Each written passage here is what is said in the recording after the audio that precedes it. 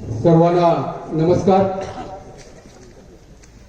मराठी साहित्य संघ कडोली आणि राज्य मराठी विकास संस्था मुंबई यांच्यातर्फे आयोजित केलेल्या या 40व्या कडोली मराठी साहित्य संमेलनातील दुसऱ्या सत्रात मी सर्व आयोजक संस्थांतर्फे या ठिकाणी उपस्थित असलेले सर्व कवी, सर्व मान्यवर पाहुणे, साहित्यिक आणि तुम्हा सर्व साहित्य रसिकांचं मी मनपूर्वक हृदयपूर्वक या ठिकाणी स्वागत करतो.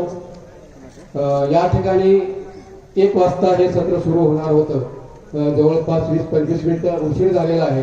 त्यामुळे कवितेवर मी आता आणखी भाष्य करणार नाही, कारण आम्ही जर लांबवलं तर तुमच्या सगळ्यांच्या नजरा पाठीमागे जातील.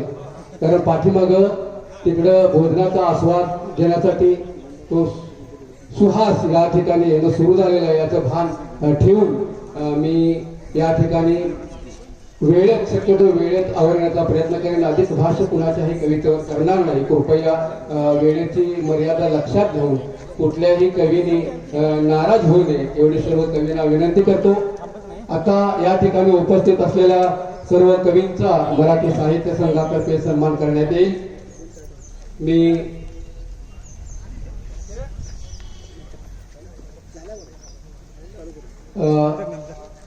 कवी संमेलनाच्या समारोपाच्या वेळी सर्व कवींचा संघातर्फे सन्मान करण्यात येणार आहे.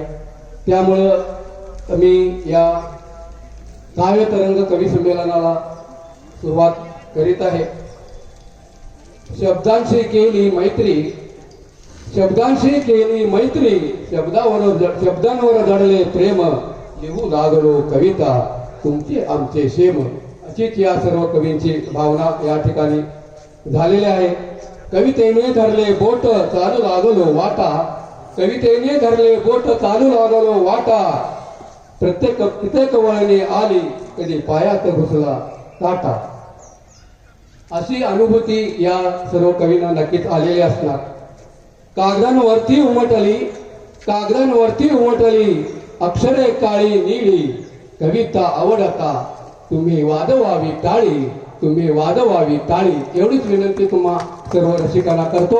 आणि या ठिकाणी आपले एक ज्येष्ठ कवी, बेळगावचे कवी आणि कथालेखक निळूभाऊ नार्वेकर सर यांना मी विनंती करतो की त्याने आपल्या कवितेने या काव्यतरंग कवी संमेलनाचा प्रारंभ करा.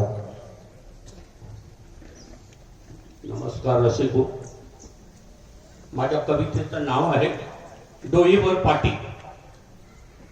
डोईवर पाटी पाटीत भाकरी, डोईवर पाटी पाटीत भाकरी, कांदाने ठेचा सोबतीला, कांदाने ठेचा सोबतीला, बिगी बिगी चालली बांधावरनं, बिगी बिगी चालली बांधावरनं, शेतात धनी माझा भुकेला, शेतात धनी माझा भुकेला, शेतात राबतो घामतो गाळतो, शेतात राबतो घामतो गाळतो, ढवळ्या पवळ्या सोबतीला, शेतात राबतो घामतो गाळतो, ढवळ्या पवळ्या सोबतीला, नहरीच्या टायमाला सावलीच बसतो, नहरीच्या टायमाला सावलीच बसतो, ताकाची कडी असे सोबतीला, ताकाची कडी असे सोबतीला. सांजेच्या पारी डोईवर भारा, सांजेच्या पारी डोईवर भारा, येतो धनी घरला दिवे लागणीला, सांजेच्या पारी डोईवर भारा, येतो धनी घरला दिवे लागणीला, हातपाय धुतो, हातपाय धुतो आणि चिलीम भरतो, हातपाय धुतो आणि चिलीम भरतो, गावकरी जमती सोबतीला, गावकरी जमती सोबतीला. दमून गडी जरा आडवा झाला, दमून गडी जरा आडवा झाला, त्यालमी चोळते डोईला, दमून गडी जरा आडवा झाला, त्यालमी चोळते डोईला, आपसूक मालवून दिवागड्यानं, आपसूक मालवून दिवागड्यानं, मिठीत वडलं सोबतीला, मिठीत वडलं सोबतीला, डोईवर पाटी पाटीत भाकरी, कांदा नेठेचा सोबतीला, कांदा नेठेचा सोबतीला. धन्यवाद.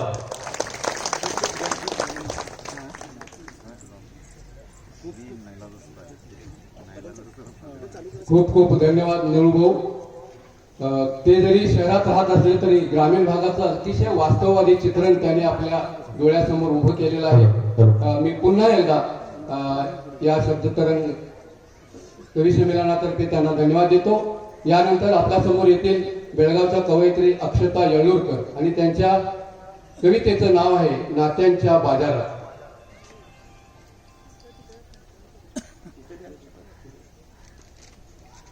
एकच विनंती मी सर्व कवींना करतो, वेळेची मर्यादा लक्षात घेऊन कोणीही कसलाही प्रास्ताविक करू नये. आपल्याला बरोबर 2 वाजता जेवणाच्या वेळेपर्यंत हे कवी संमेलन संपवायचा प्रयत्न आपण करूया. यासाठी फक्त आपलं नाव सांगितलं तरी चालेल किंवा त्यांचं नाव आणि त्यांच्या कवितेचं नाव या ठिकाणी मी जाहीरच करणार आहे. तेव्हा कृपया सर्व कवींनी याची दखल घ्यावी एवढी नम्र विनंती. सर्वांना माझा नमस्कार. सर्व हुतात्म्यांना अभिवादन करून माझ्या कवितेला सुरुवात करते. नात्यांच्या बाजारात. नात्यांच्या बाजारात मीही गेले, नात्यांच्या बाजारात मीही गेले, माझे मन प्रसन्न झाले. कुठलं काय सारा सावळा बाजार, कुठले काय सारा सावळा बाजार, 2 घडीचा जणू हा डाव. कितीतरी नाती होती, कितीतरी नाती होती, प्रत्येकाचे भाव मात्र वेगळे. तिथे प्रत्येकाचे भाव मात्र वेगळे. एकाही नात्यात मज मिळाला नाही नफा, एकाही नात्यात मज मिळाला नाही नफा. नात्यांच्या बाजारात माझी मीच फसले, अहो नात्यांच्या बाजारात माझी मीच फसले. भाऊबंदकीत मीही थोडी अडकले, भाऊबंदकीत मीही थोडी अडकले. बहीण भाऊ सगळे झाले आहेत पोरके, बहीण भाऊ सगळे झाले आहेत पोरके. पैशाच्या व्यवहारात मात्र सगळेच बेरके, पैशाच्या व्यवहारात मात्र सगळेच बेरके. तो जिव्हाळा आता उरलाय कुठे, तो जिव्हाळा आता उरलाय कुठे. सारं काही गुगलवरच भेटतंय, सारं काही गुगलवरच भेटतंय. असेल का तिथं माझी अडाणी माय, असेल का तिथं माझी अडाणी माय. काळजी करणारा माझा बाप, काळजी करणारा माझा बाप.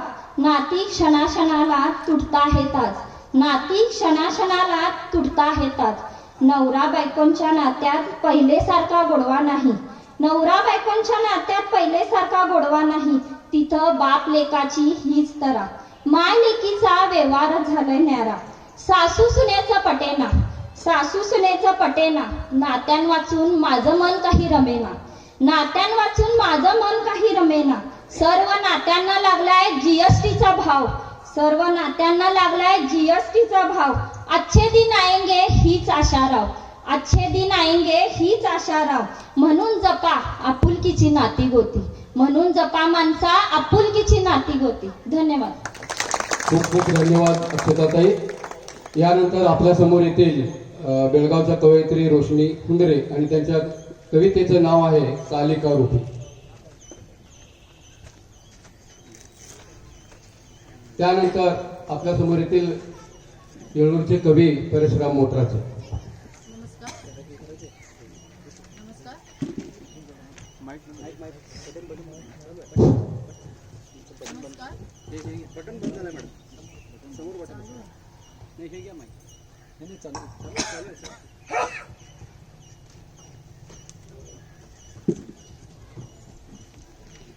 नमस्कार, मी रोशनी हुंदरे. माझ्या कवितेचं शीर्षक आहे कालिका रूपी. ती जी मणिपूर घटना होती त्याच्यावर आधारित आहे कविता. अंगी अंगी अवयवांची, अंगी अंगी अवयवांची वस्त्रे गेली हरून, नरभक्षक लांडग्यांनी शिकार केली ठरून. वार करूनी वारी केली, वार करूनी वारी केली स्त्री जन्माच्या उदरी. कालचक्रा पुन्हा फिरून आले, पुन्हा लज्जित झाली धरणी.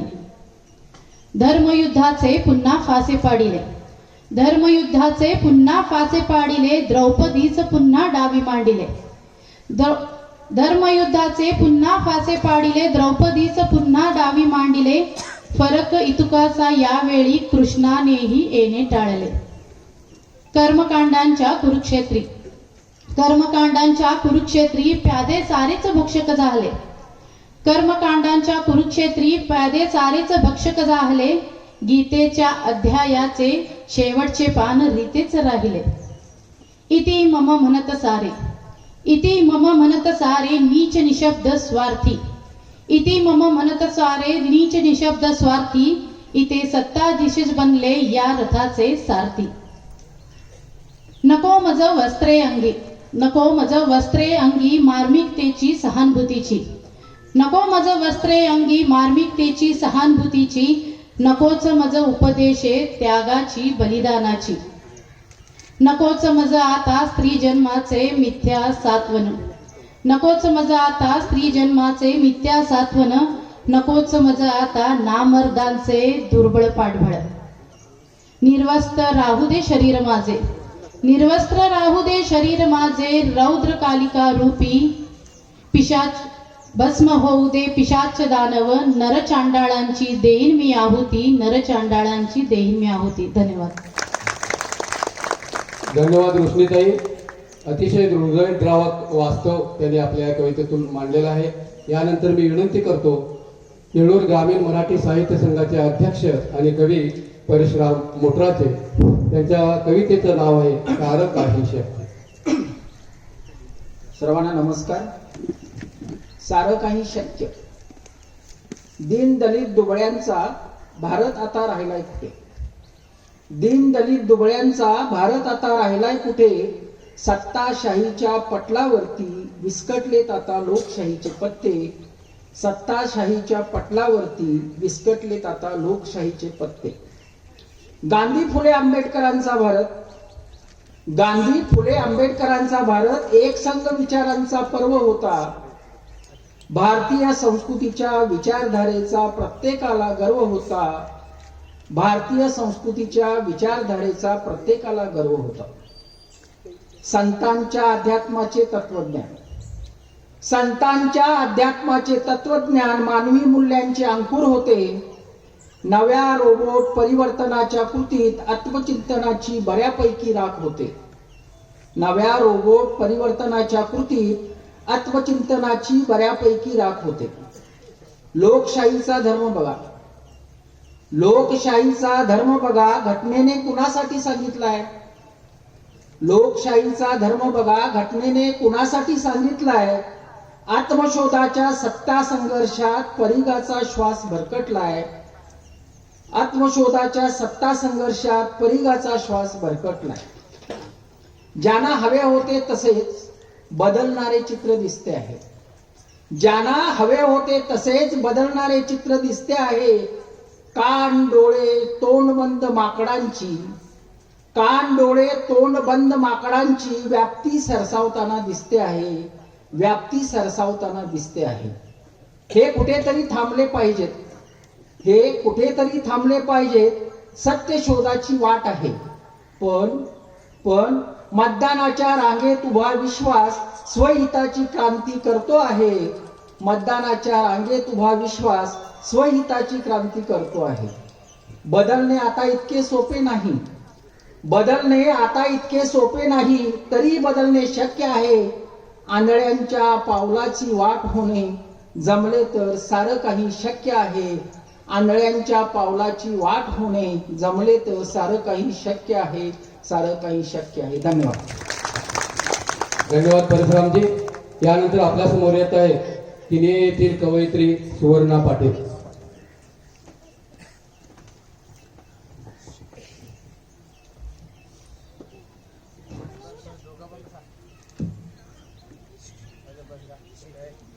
नमस्कार, मी सुवर्णा पाटील.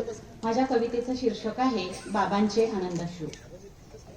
चिमुकली माझी अशी नकळत मोठी झाली, चिमुकली माझी अशी नकळत मोठी झाली. बाबा ही गोड हाक माझ्या कानी आली, बाबा ही गोड हाक माझ्या कानी आली. पाहता पाहता अलगद वर्षे सरत गेली, पाहता पाहता अलगद वर्षे सरत गेली. आणि शिक्षणाची तिच्या सुरुवात झाली, आणि शिक्षणाची तिच्या सुरुवात झाली. वाटलं लेकीला खूप शिकवावं, वाटलं लेकीला खूप शिकवावं. चार चौघात अगदी अभिमानानं मिरवावं, चार चौघात अगदी अभिमानानं मिरवावं. त्यासाठी केला होता जीवाचा खूप आटापिटा, त्यासाठी केला होता जीवाचा खूप आटापिटा. आणि खरंच ग बाळा शिकून तू केलंस तुझ्या बापाला मोठा, आणि खरंच ग बाळा शिकून केलंस तू तुझ्या बापाला मोठा. नियुक्ती झाली तुझी उच्च पदावर, नियुक्ती झाली तुझी उच्च पदावर. अभिमानाने फुगली माझी छाती, कोट्यावधी जनतेने केली तुझी स्तुती, कोट्यावधी जनतेने केली तुझी स्तुती. सत्कार लाडली माझी मोठी झाली, सत्कार तुझा होताना पाहून आनंदाश्रूंनी भरले बाबांचे डोळे. सत्कार तुझा होताना पाहून आनंदाश्रूंनी भरले बाबांचे डोळे. नेहमीच अशीच गगन भरारी घे माझ्या लाडके बाळे. नेहमी अशीच गगन भरारी घे माझ्या लाडक्या बाळे. धन्यवाद. धन्यवाद सुवर्णाताई. यानंतर आपल्यासमोर येत आहेत कडोलीचेच कवी आणि आमच्या मराठी साहित्य संघाचे कार्यकर्ते महादेव चौगुले. यानंतर मी विनंती करतो कवयित्री स्नेहल बर्डे यांना त्यांनी आपली बाप ही रचना सादर करावी. आज या ठिकाणी बापावरच्या 3 कविता आपल्यासमोर येत आहेत. त्यामुळं आजच्या साहित्यात, आजच्या कवितेत बापही दुर्लक्षित राहिलेला नाही हे वास्तव आपल्यासमोर नक्कीच थोडं वेगळ्या अंगाने जाणारं वास्तव समोर आलेलं आहे. धन्यवाद. त्यांनी आपली कविता सादर करावी. माझे नाव स्नेहल सुभाष बर्डे, राहणार बेळगाव. माझ्या कवितेचं नाव आहे बाप. बाप आहे दीपस्तंभ परिवाराचा, प्राणाहुनी प्रिय असे खूप मोलाचा. प्राणाहून प्रिय असे खूप मोलाचा. किती गुण गाऊ माझ्या गोडवाणीतून, किती गुण गाऊ माझ्या गोडवाणीतून. अशी बापाची महती ठोका काळजाचा. अशा बापाची महती ठोका काळजाचा. लेक तू ग लाडाची शिक्षण तू घे ग. लेक तू लाडाची शिक्षण तू घे ग. जीव गहाण ठेवून शिक्षण पूर्ण करीन. जीव गहाण ठेवून शिक्षण पूर्ण करीन. ऊन पाऊस वाऱ्याची तमा नाही त्या जीवास.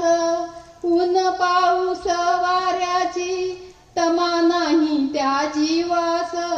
नाव काढ माझ पोरी, नाव काढ माझ पोरी. 4 चौघात ताट मानेन. माझे नाव तुझ्यामुळे येई कीर्ती रूपाला. माझे नाव तुझ्यामुळे येई कीर्ती रूपाला. तुमच्या कर्तृत्वाचा हा स्वाभिमान मोठा. तुमच्या कर्तृत्वाचा हा स्वाभिमान मोठा. केले संस्कार सांगले मुकुट शोभे कपाळी. केले संस्कार चांगले मुकुट शोभे कपाळी. नाही माझ्या आता आनंदाला तोटा. नाही माझ्या आता आनंदाला तोटा. जगण्याला अर्थ आला तुमच्यामुळे बाबा. जगण्याला अर्थ आला तुमच्यामुळे बाबा. शब्द पुरे पडती मनातले सांगायला. शब्द पुरे पडती मनातले सांगायला. धन्य झाली आता खूप अशी मी हो आता. धन्य झाली आता खूप अशी मी हो आता. होती पुण्याई तशी हो माझ्या वाट्याला. होती पुण्याई तशी हो माझ्या वाट्याला. गाथा माझ्या बापाची, गाथा माझ्या बापाची. इतिहासाच्या लिहू पानात बाबांच्या उपकाराची फेड नाही कधी होणार. बाबांच्या उपकाराची फेड नाही कधी होणार. अमृताहुनी गोड असा माझा माय बाप. अमृताहुनी गोड असा माझा माय बाप. स्वप्न सारे साकारून, स्वप्न सारे साकारून जीवना दिला आकार असा माझा माय बाप असा माझा माय बाप आहे देवाचा अवतार आहे देवाचा अवतार माया ममतेचा सागर माया ममतेचा सागर होता माझा आधार होता माझा आधार. धन्यवाद सुजाताई. यानंतर आपल्यासमोर येत आहेत कंगराळीचे कवी मधु पाटील आणि त्यांच्या कवितेचं नाव आहे माता ऋतू वैरिणी.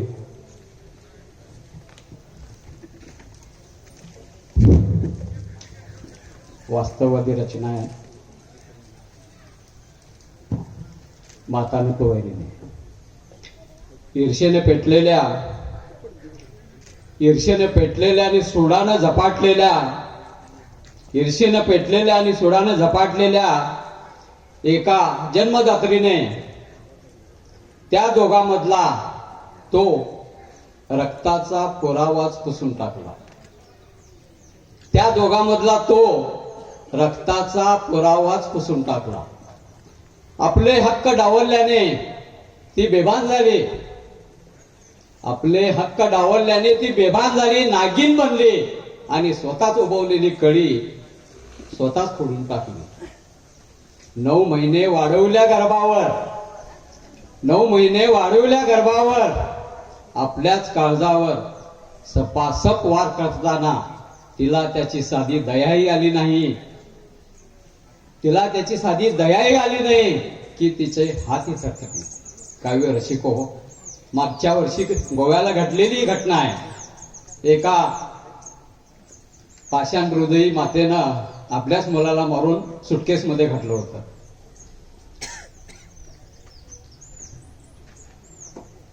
आपले हक्क डावलल्याने ती बेभान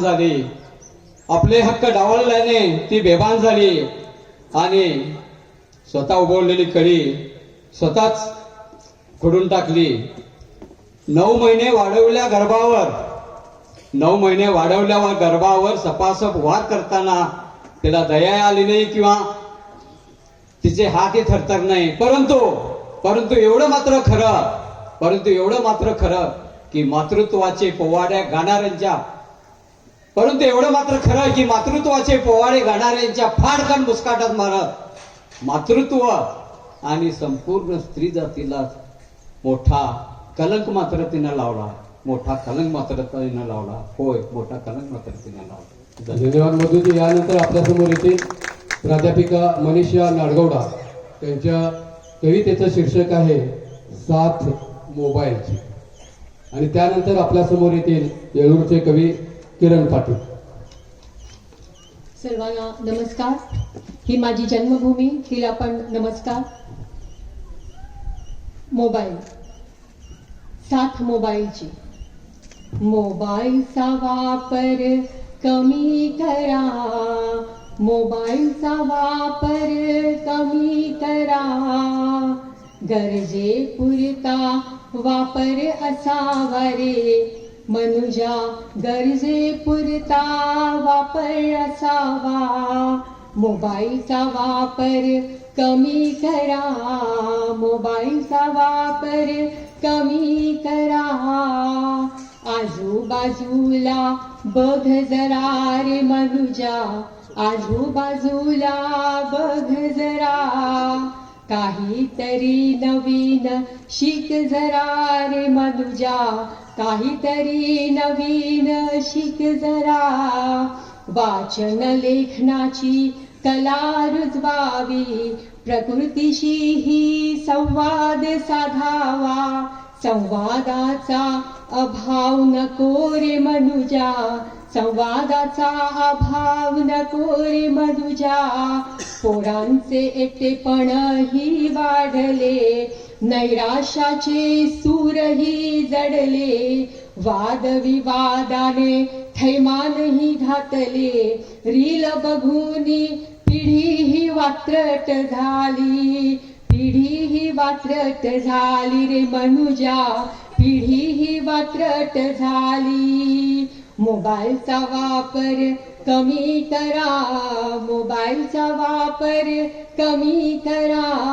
रोगांचे जाळे बनले शरीर हे, रोगांचे जाळे बनले शरीर हे, व्हायरसने बुद्धी भ्रष्ट केली रे मनुजा, व्हायरसने बुद्धी भ्रष्ट केली रे मनुजा, प्रेमाचे दोन शब्दही विसरलो, पाठीवरची थापही गेली, आधुनिक जीवन शैली ही अशी मनुजा, आधुनिक जीवन शैली ही अशी मनुजा, धावते रे जीवन हे मनुजा, धावते रे जीवन हे मनुजा, लाभ आणि तोटाही मोबाईल, नव्या आणि जुन्या पिढीचा दुहाई मोबाईल, हा मोबाईल रे मनुजा, हा मोबाईल रे मनुजा, काही घ्यावे आणि काही सोडावे, काही घ्यावे आणि काही सोडावे, साथ मोबाईलची असावी पण रे, अतिरेक नको रे मनुजा, अतिरेक नको रे मनुजा, युवा पिढीने साहित्य संमेलनाला यावे, युवा पिढीने साहित्य संमेलनाला यावे आणि आदरणीयांचे विचार जोपासावे, आदर्श हा समोर ठेवावा, मोबाईलचा वापर कमी करा, मोबाईलचा वापर कमी करा. धन्यवाद. धन्यवाद मनीषाताई. यानंतर आपल्यासमोर येत आहे तेळूरचे कवी किरण पाटील. त्यांच्या कवितेचं नाव आहे ओरबडणे. किरण पाटील येळूर. माझ्या कवितेचं नाव आहे ओरबडणे. घराबाहेर पडणाऱ्या तरुणीची आबरू, महिलांचे मंगळसूत्र दागदागिने, मतपेट्या दिवसा ढवळ्या गुंड पळवत आहेत. सत्तेसाठी पैशासाठी ओरबडणे नुसते चालू आहे. जनतेचे कर रूपाने ओरबडलेले पैसे आमदार, मंत्री, खासदार इतरांना देऊन सत्ता काबीज करताहेत. बहीण विस्सा मागून बहीण भावाला ओरबडते आहे. माता पित्यांना घराबाहेर काढून मुले त्यांची संपत्ती ओरबडत आहेत. गेली 70 वर्षे न्याय हक्कासाठी झगडणारे तुम्हालाच ओरबडून रक्त बंबाळ करून तुमचे जिने असे करताहेत. आयुष्यभर कमवलेली संपत्ती ओरबडण्यासाठी पत्नीनेच मित्राच्या सहाय्याने केला खून नवऱ्याचा. मुलगी जावई येण्या अगोदर दफन केले धरती मातेच्या पोटी. अश्रुकुशीत मुलीने व्यभिचारी आईला हवाली केले पोलिसांच्या. मार्गशीर्ष महिना, लक्ष्मी वर्तस्थ महिला, त्यांची मुले, पती कुणाच्याही झाडांच्या डहाळ्या ओरबडत आहेत. पण आपणच लावलेल्या झाडांच्या आणि वाढवलेल्या झाडांच्या डहाळ्याच लक्ष्मीला प्रिय. म्हणून ओरबडणे थांबवा. धन्यवाद. यानंतर बेळगावच्या कवयित्री अस्मिता आर्तेकर. त्यांच्या कवितेचं नाव आहे सुदीन. आणि त्यानंतर आपल्यासमोर येतील बेळगावचेच एक कवी सुधाकर गावडेजी.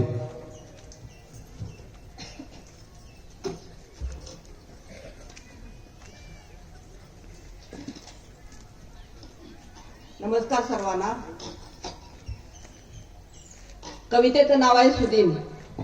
महाराष्ट्र कर्नाटक सीमेवरती वसे ही आमची बेळगाव नगरी.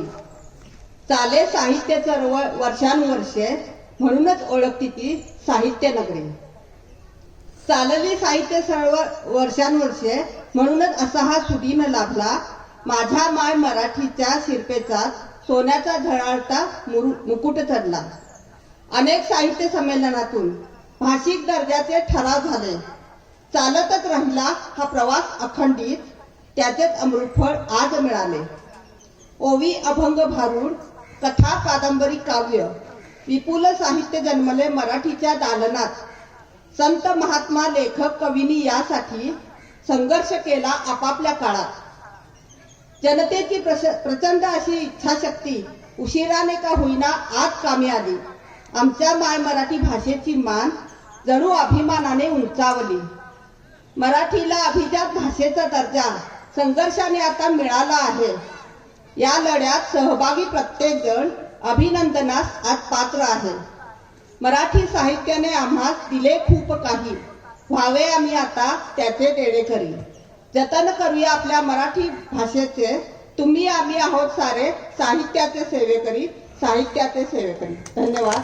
धन्यवाद अस्मिताताई. यानंतर येत आहेत सुधाकर गावडेजी. त्यांच्या कवितेचं शीर्षक आहे लिहिले पाहिजे. नमस्कार. तयार रहा असा कधीही आदेश येऊ शकतो. तयार रहा असा कधीही आदेश येऊ शकतो. अस्तित्वाचा पुरावा तुमच्या मागितला जाऊ शकतो. अस्तित्वाचा पुरावा तुमच्या मागितला जाऊ शकतो. ज्या वेगाने देश आजला डिजिटल होतो आहे, ज्या वेगाने देश आजला डिजिटल होतो आहे, यंत्रमानव सहज आपली जागा घेऊ शकतो.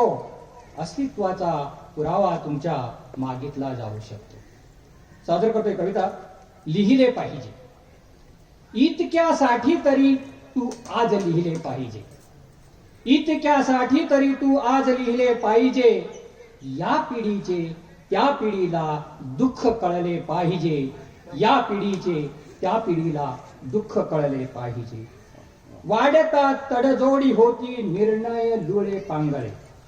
वाढता तडजोडी होती निर्णय लुळे पांगळे. वेग आणि नियंत्रणाचे तंत्र जुळले पाहिजे. याचसाठी इतक्यासाठी तरी तू आज लिहिले पाहिजे. विश्व होता गाव झाल्या लोप जुन्या संस्कृती. विश्व होता गाव लोप झाल्या जुन्या संस्कृती. उद्धाराचे शिक्षणातून बीज रुजले पाहिजे. इतक्यासाठी तरी तू आज लिहिले पाहिजे. प्रेमना बाधित होते बदलल्या वाटा तरी. प्रेमना बाधित होते बदलल्या वाटा तरी. बंद्र मात्र नाट्यामध्ये घट्ट असले पाहिजे. इतक्यासाठी तरी तू आज लिहिले पाहिजे. जाहला निसर्ग लहरी बेभरवशाची पिके. जाहला निसर्ग लहरी बेभरवशाची पिके. संशोधनाने हर घडीचे भान जपले पाहिजे. इतक्यासाठी तरी तू आज लिहिले पाहिजे. शोधता उमगेल देव रूप स्वरूपी कल्पना. शोधता उमगेल देव रूप स्वरूपी कल्पना. मार्ग दिशा ध्येय अवघे सूत्र वळले पाहिजे. इतक्यासाठी तरी तू आज लिहिले पाहिजे. कैद करती स्मारके महापुरुषा भिंतीमध्ये. कैद करती स्मारके महापुरुषा भिंतीमध्ये. विचारांचे संग्रहालय सार्थ ठरले पाहिजे. इतक्यासाठी तरी तू आज लिहिले पाहिजे. द्वेष निर्मी द्वेष आणि आपुलकी आपलेपणा. द्वेष निर्मी द्वेष आणि आपुलकी आपलेपणा. माणसांना माणसांशी वैर नसले पाहिजे. इतक्यासाठी तरी तू आज लिहिले पाहिजे. इतक्यासाठी तरी तू आज लिहिले पाहिजे. धन्यवाद. धन्यवाद सुधाकरजी. यानंतर आपल्यासमोर येत आहेत मुलगा येथील कवयित्री सीमा कनबरकर. त्यांच्या कवितेचं शीर्षक आहे जुना गाव. त्यानंतर येथील आपल्याच कडोलीचे कवी आणि आमच्या संघाचे कार्यकर्ते गिरीधर गौंडवाडकर.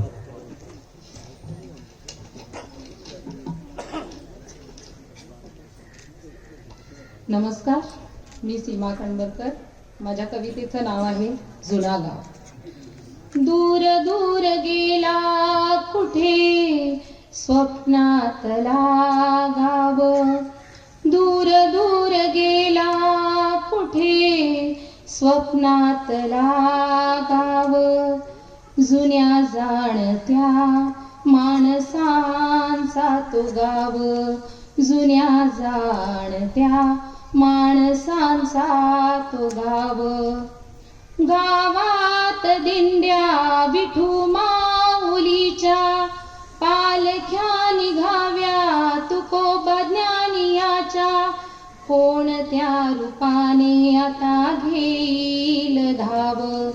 कोणत्या रूपाने आता घेईल धाव, जुन्या जाणत्या माणसांचा तो गाव, जुन्या जाणत्या माणसांचा तो गाव. कुठे पागोळ्यांचे ते गीत झांजणारे, गोधडीत ओल्या जणू मोती सांडणारे, त्या झोपडीस नवती महालाची हाव, त्या झोपडीस नवती महालाची हाव, जुन्या जाणत्या माणसांचा तो गाव, जुन्या जाणत्या माणसांचा तो गाव. माणूस माणसातला माणसात नाही, घास मोतियाचा त्या कणसात नाही, रंक नाही येथे कुणी सगळेच राव, रंक नाही येथे कुणी सगळेच राव, जुन्या जाणत्या माणसांचा तो गाव, जुन्या जाणत्या माणसांचा तो गाव. जात्यात होती ओवी शुभ्र त्या पिठाची, चुलीत निखाऱ्याना आस भाकरीची, त्या ओसरीस नाही आता कसलाच भाव, त्या ओसरीस नाही आता कसलाच भाव, जुन्या जाणत्या माणसांचा तो गाव, जुन्या जाणत्या माणसांचा तो गाव. जो तो इथे उठतो नि मागतो रे भीक, मते द्या म्हणून दावी पैशाचा धाक, आंधळ्या जगाची ही सत्तांध हाव, आंधळ्या जगाची ही सत्तांध हाव, जुन्या जाणत्या माणसांचा तो गाव, जुन्या जाणत्या माणसांचा तो गाव. जुन्या गावचा तो जुना सारुबाब, नवे मागते कसे जुन्याला हिसाब, नाही या नव्याला त्या जुन्याचा लगाव, नाही या नव्याला त्या जुन्याचा लगाव, जुन्या जाणत्या माणसांचा तो गाव, जुन्या जाणत्या माणसांचा तो गाव. जुन्या जुन्या गावचे जुने जुने गीत, संपले रिवाज सारे संपलेली रीत, कधी नाही भरणार मरमातला घाव, कधी नाही भरणार मरमातला घाव, जुन्या जाणत्या माणसांचा तो गाव. दूर दूर गेला कुठे स्वप्नातला गाव, दूर दूर गेला कुठे स्वप्नातला गाव, जुन्या जाणत्या माणसांचा तो गाव, जुन्या जाणत्या माणसांचा तो गाव, जुन्या जाणत्या माणसांचा तो गाव. अतिशय भावपूर्ण अशी रचना तुम्ही या ठिकाणी सादर केली, अतिशय गोड आवाजात. पुन्हा एकदा तुम्हाला धन्यवाद. यानंतर आपल्या समोर येत आहेत कडोलीचे कवी गिरीधर गोंदवाडकर आणि त्यानंतर कुद्रेमाणीचे कवी शिवाजी शिंदे आपली रचना सादर करणार.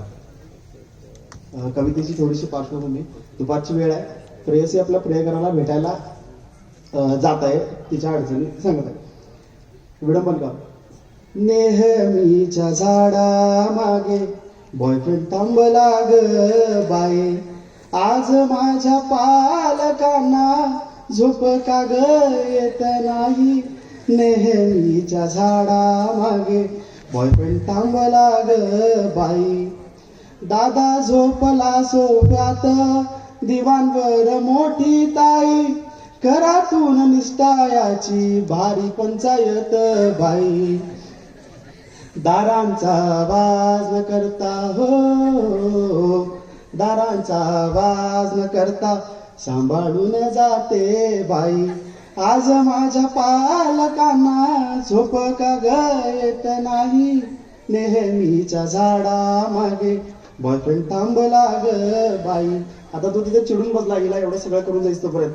आता त्याचा रुजवा काढायसाठी किती रिस्क घेऊन आले पिलू तुला मी भेटाया, किती रिस्क घेऊन आले पिलू तुला मी भेटाया, तुझा राग शांतीसाठी आम्ही जाऊ दूर फिराया. जगा वेगळं हे बॉन्डिंग, हो जगा वेगळं हे बॉन्डिंग, जगा वेगळी लव्ह स्टोरी. आज माझ्या पालकांना झोप का ग येत नाही, नेहमीच्या झाडा मागे बॉयफ्रेंड थांबला ग बाई. या सगळ्या गुजरात तिच्या भावाला तिचं लफडं कळतंय. कळाले असावे लफडे बहुतेक हे दादाला, लागले ही मूर्ख पोर कुणाच्या तरी नादाला. हुंद का गळ्याशी आला, हो हुंद का गळ्याशी आला, मार त्याचा खाऊन बाई. आज माझ्या पालकांना झोप का ग येत नाही, नेहमीच्या झाडा मागे बॉयफ्रेंड थांबला ग बाई. धन्यवाद. धन्यवाद गिरीधर. गिरीधरच्या या कवितेनं साऱ्या या संमेलनाचा माहोल बदललेला आहे. पुन्हा एकदा त्याला धन्यवाद. जुन्या जाणत्या लोकांनाही आपले पूर्वीचे दिवस नक्कीच आठवले असते. कवितेचं शीर्षक लाल रक्त. करीमच्या रिक्षाला झाला अपघात, करीमच्या रिक्षाला झाला अपघात, जखमी झाला तानाजी त्यात. करीमच्या रिक्षाला झाला अपघात, जखमी झाला तानाजी त्यात. विल्सनचा पडला दात, विल्सनचा पडला दात, प्रज्ञावंताचा मोडला हात. चौघांचाही झाला घात, चौघांचाही झाला घात.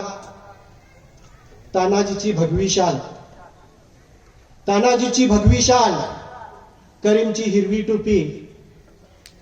तानाजीची भगवी शाल, करीमची हिरवी टोपी. विल्सनचा पांढरा डगला, प्रज्ञावंतचा निळा सदरा. विल्सनचा पांढरा डगला, प्रज्ञावंतचा निळा सदरा. चौघेही मळले मातीत, चौघेही मळले मातीत, दुखू लागले त्यांच्या छातीत. चौघेही मळले मातीत, दुखू लागले त्यांच्या छातीत. एकमेकांना देत आधार, एकमेकांना देत आधार, सावरत उठले हळूवार. एकमेकांना देत आधार, सावरत उठले हळूवार. चार रंगाचे चौघे जण, चार रंगाचे चौघे जण, पाहून एकमेका हसत होते फक्त. चार रंगाचे चौघ जण पाहून एकमेका हसत होते फक्त. चौघांच्याही चार जखमातून, चौघांच्याही चार जखमातून वाहत होते, चौघांच्याही चार जखमातून वाहत होते. केवळ एक लाल रक्त, केवळ एक लाल रक्त. धन्यवाद शिवाजी शिंदे.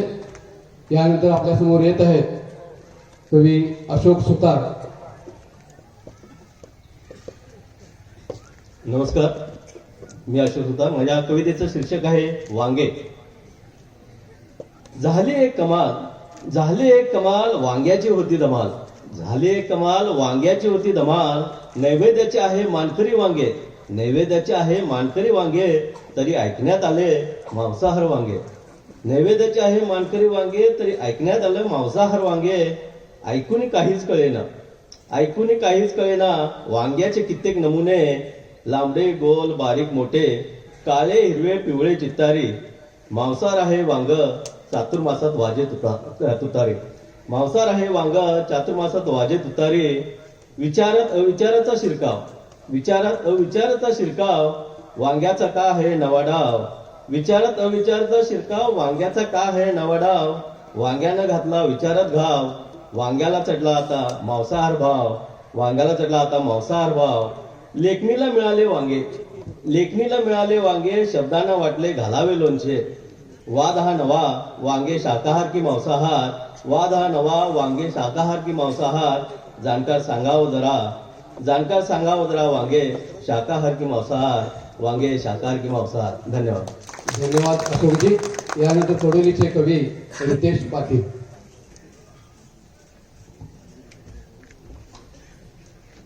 कवितेचं शीर्षक आहे मराठी संस्कृती. मराठी आईच्या गर्भात घेतला श्वास पहिला, मराठी आईच्या गर्भात घेतला श्वास पहिला. मराठी संस्कृती वाढविण्यासाठी आई वडिलांच्या सह सर्वांना किती आनंद झाला आमच्या जन्माचा. मराठी संस्कृती वाढविण्यासाठी आई वडिलांच्या सह सर्वांना किती आनंद झाला आमच्या जन्माचा.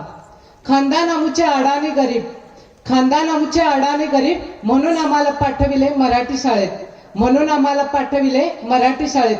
मजसवे मजसारखी अनेक मुले, पण मज बरोबरची सुशिक्षित श्रीमंत आई बापांची अनेक मुले इंग्रजी शाळेत. मजसवे मजसारखी अनेक मुले, पण मज बरोबरची सुशिक्षित श्रीमंत आई बापाची अनेक मुले इंग्रजी शाळेत. मायबापांनीच केली विभागणी आम्हा न कळणाऱ्या लहानग्यांची, मायबापांनीच केली विभागणी आम्हा न कळणाऱ्या लहानग्यांची. इंग्रजी आणि मराठी म्हणून, इंग्रजी आणि मराठी म्हणून. मग सांगा कोणी वाढवायची मराठी, मग सांगा कोणी वाढवायची मराठी. गावातीलच चांगली माझी मराठी शाळा, गावातीलच चांगली माझी मराठी शाळा. नाती गोती जपते आमुची आई, नऊवारी नेसुनी अंगणात काढते रांगोळी. नाती गोती जपते आमुची आई, नऊवारी नेसुनी अंगणात काढते रांगोळी. इंग्रजी शाळेतील मित्राची आई ड्रेस घालून गाडीवरून जाते शाळेत, हाय हू ओके फाईन म्हणून येते घरी. इंग्रजी शाळेतील मित्राची आई ड्रेस घालून गाडीवरून जाते शाळेत, हाय हू ओके फाईन म्हणून येते घरी. कॉलेजमध्ये मात्र सर्वजण एकाच वर्गात, कॉलेजमध्ये सर्वजण एकाच वर्गात. इंग्रजी माध्यमाच्या विद्यार्थ्यांना जे प्रश्न विचारले तेच आम्हालाही विचारले, इंग्रजी माध्यमाच्या विद्यार्थ्यांना जे प्रश्न विचारले तेच आम्हालाही विचारले. त्यांनी जी उत्तरे दिली तशीच आम्हीही इंग्रजीमध्ये दिली, त्यांनी जी उत्तरे दिली तशीच आम्हीही इंग्रजीमध्ये दिली. तितकी तयारी माझ्या माय मराठीच्या गुरूंनी आमची केली होती, तितकी तयारी माझ्या माय मराठीच्या गुरूंनी आमची केली होती. मग सांगा मराठी आईच्या गर्भात घेऊन जन्म इंग्रज शाळा हवीच का. मग सांगा मराठी आईच्या गर्भात घेऊन जन्म इंग्रजी शाळा हवीच का. मॅट्रिक पर्यंत तरी प्रत्येक पालकांनी मराठी शाळेत घातलेच पाहिजे, मॅट्रिक पर्यंत तरी प्रत्येक पालकांनी मराठी शाळेत घातलेच पाहिजे. तरच मराठी संस्कृती टिकेल, वाढेल आणि टिकेल, तरच मराठी संस्कृती टिकेल, वाढेल आणि टिकेल. धन्यवाद. धन्यवाद रितोष. माय मराठीचं महत्व त्यानं आपल्या कवितेतून रेखाटलं. धन्यवाद. यानंतर आपल्या समोर येत आहेत बेळगावचे एक तडफदार कवी, जे नेमकं वास्तवावर बोट ठेवतात असे कवी चंद्रशेखर गायकवाडजी आपल्या समोर आपली रचना सादर करते. त्याच्या कवितेचं शीर्षक आहे स्मार्ट सिटी. माझं नाव आणि माझ्या कवितेचं नाव सांगितल्यामुळे मी सांगत नाही, सरळ कविता सुरू करतो. स्मार्ट सिटी हुची आहे वीर तव बघतेल, बुरस दिसत असून बी अप्पा सकोट म्हणून जगतेल. पाडापाडी करून बिल्डिंग डेव्हलप करावं म्हणूल्यात, तरी त्याला सिमेंट रस्ता पायपा घालूच खणूल्यात. जाऊचा रोजचा रोड बंद करून सोडण्यात आहे, लांब नसं गेटात गेट पंपा पुढे जोडण्यात आहे. उल्हास सुक्का वेगळा कुठलं सकळ सकळ सांगतात आहे, उल्हास सुक्का वेगळा कुठलं सकळ सकळ सांगतात आहे. त्यांचीच माणसं गोळा करून गटीत कसा जाळतात आहे. कवक कवक रस्त्यावरनं गाया पकडून येतात आहे, कवक कवक रस्त्यावरनं गाया पकडून येतात आहे. नेहनात का भटकी कुशीच्या अंगावर येतात आहे. पोलिसांच्या पुढ्यात पोस्टर मराठीचं फाडण्यात आहे, पोलिसांच्या पुढ्यात पोस्टर मराठीचं फाडण्यात आहे. बोर्डावरनं कांदळ लिहूचं म्हणून कायदा काढण्यात आहे. कायद्यासाठी 17 चक्रा मारून मारून दमलावगा, सक्कलच्या नंबरात खाव लाईन लाव थांबलावगा. हापिसातला बसला काढून अजून उरलं मागतेला, बेळगाव प्रश्न कोर्टात गेलाय, निकाल हाय लागतेला, निकाल हाय लागतात. धन्यवाद. धन्यवाद चंद्रशेखरजी. यानंतर आपल्यासमोर येतील खानापूरचे कवी उमेश देसाई.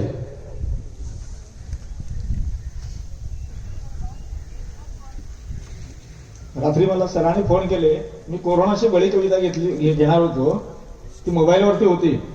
आता सगळ्यांनी युट्यूब वरती ती पाहिलेली आहे कविता. याच्यामुळे आज जो माहोल कमी झालाय कडोलीचा, हे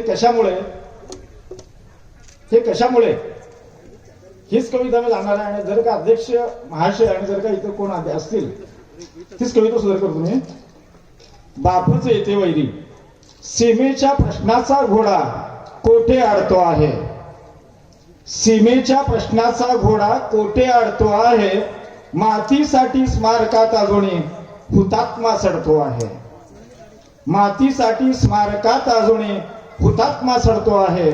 आंदोलने आणि काळ्या दिनाची जिवंत ही संस्कृती, आंदोलने आणि काळ्या दिनाची जिवंत ही संस्कृती, तरी फडकतो लाल पिवळा आणि भगवान अडतो आहे, आणि भगवान अडतो आहे. मंत्र मराठी विसरून गेला नेता उन्मादात, मंत्र मराठी विसरून गेला नेता उन्मादात. स्वार्थासाठी केवळ त्यांच्या पाया पडतो आहे, केवळ त्यांच्या पाया पडतो आहे. हक्कासाठी आम्ही मराठी, हक्कासाठी आम्ही मराठी, भगवा घेऊन हाती. मायेच्या कुशीत शिराया अजूनही उडतो आहे, अजूनही उडतो आहे. आमची मायेच परकी का हो, आमची मायेच परकी का हो. बापच येते वैरी, न्यायासाठी सागर असावे निर्झर लढतो आहे. न्यायासाठी सागर असावे निर्झर लढतो आहे. धन्यवाद.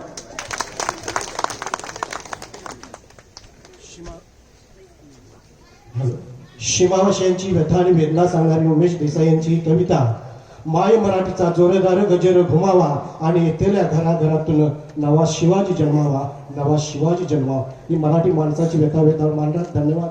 यानंतर कवितेच्या या समारोपाकडे आपण जातो. शेवटची कविता आपल्याच गावातील, आपल्या परिसरातील एक दमदार कवी, ज्यांचा कवितेचा गाव हा काव्यसंग्रह प्रसिद्ध आहे. आणि या संमेलनाचा जो खटाटोप जो मांडण्यात त्यांचा एक महत्वाचा वाटा असतोय. या कार्यक्रमाचे संयोजक म्हणून जे मुख्य भूमिका पार पडतात हे माननीय बसवंत शापूरकर सर कविता सादर करणार आहेत. तत्पूर्वी आम्ही कवीच्या वतीनं या संयोजकांचे एक शब्दात आभार मानतोय. कोणत्याही सीमा भागात जवळजवळ 15 संमेलन होतात, त्यामध्ये नवोदित कवींना संधी देण्याचं प्रमाण अत्यल्प असतंय. मात्र कडोली संमेलनानं हा आपला कायमपासूनची परंपरा सातत्यानं चालू ठेवलेली आहे. आणि सीमा भागातील 1 नव्हे 2 नव्हे तर 25-30 कवींना सातत्यानं त्यांनी संधी देत असतात. त्या संधीबद्दल संयोजकांचे मी या कवींच्या वतीनं पहिल्यांदा पूर्णपणे आभार. धन्यवाद शिवाजी शिंदे. मी माझी कविता सादर करण्यापूर्वी आज या दुसऱ्या सत्रात आयोजित केलेल्या या काव्यतरंग कवी संमेलनात जे कवी सहभागी झाले त्या सर्वांचे मी मराठी साहित्य संघातर्फे मनपूर्वक आभार व्यक्त करतो, त्यांचे ऋण व्यक्त करतो. शिवाजींनी म्हटल्याप्रमाणे आमचा अट्टाहास या बेळगाव परिसरातील साहित्यिकांसाठी, नवोदितांसाठी एक तरी सत्र आम्ही ठेवत आलेलो आहोत आणि आज त्याप्रमाणे हे सत्र या ठिकाणी झालेलं आहे. 1 तासात आमचं हे कवी संमेलन 1 तासाचं नियोजन होतं. मात्र सुरुवातीचं सत्र एक 15 मिनिटं लांबल्यामुळं तेवढी 15 मिनिटं पुढे गेलेली आहेत. मी माझी कविता सादर करतो आणि पुन्हा एकदा तुम्हा सर्वांना धन्यवाद देऊन थांबणार आहे. माझ्या कवितेचं नाव आहे असे जगणे असते. जरा झुंजू मुंजू होता बाप जातो रानात, घसा घसा कापूनिया वरण आणतो घरात. माय भाजते भाकरी, माय भाजते भाकरी, चुलीवर तितव्यात. असे जगणे असते शेतकऱ्यांचे खेड्यात. माय कोंडा पाणी करी, माय कोंडा पाणी करी, बाप काढतो रे धार. फाटक्या संसाराला मिळे दुधाचा आधार. शेणा मुताचा रे वास, शेणा मुताचा रे वास, दरवळतो गोठ्यात. असे जगणे असते शेतकऱ्यांचे खेड्यात. होता मृगाचा पाऊस, चिंब होते धरणी, बाप नांगर हाकतो माया करते फेरणी सारे कष्ट तासे तात पिके येती जो मात असे जगणे असते शेतकऱ्यांचे खेड्यात येता सुगीचा हंगाम धांदल उडते घरात रात्रीचाही दिस होतो स्वप्न तेवते उरात घाम गाळती रे सारे घाम गाळती रे सारे सदा उन्हा पावसात असे जगणे असते शेतकऱ्यांचे खेड्यात पाऊस पाण्याच्या रंगती पारावर गप्पा थकलेला म्हातारा बोलताना टाके धापा सुख दुःखाच्या प्रसंगी गाव येते धावत असे जगणे असते शेतकऱ्यांचे खेड्यात असे जगणे असते शेतकऱ्यांचे खेड्यात. धन्यवाद. धन्यवाद सर.